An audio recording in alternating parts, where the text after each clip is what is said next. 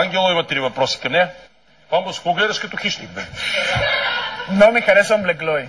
Облекло й? На мен облекло ми хареса. Хареса ти облеклото, не знаеш как да го кажеш. Много му харесва облекло й.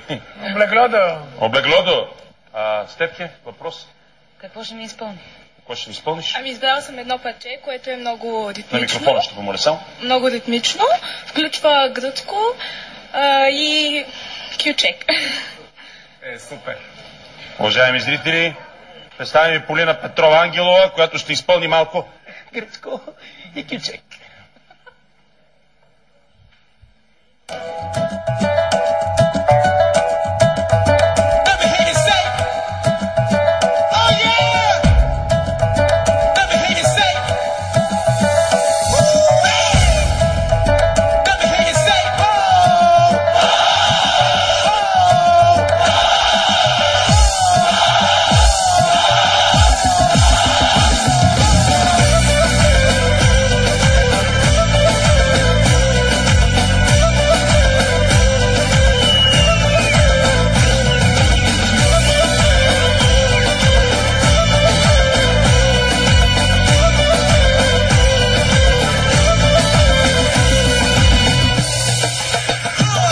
Πολύ μιλάς, πολλά ρωτάς, κάτι δεν πάει καλά με μας. Πολύ μιλάς και με χαλάς, συνέχεια κάτι με ρωτάς. Πολύ μιλάς.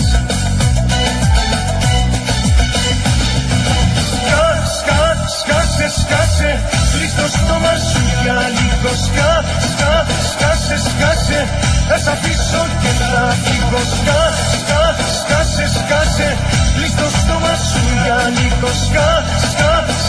Σκάσε, θα σ' αφήσω και θα φύγω.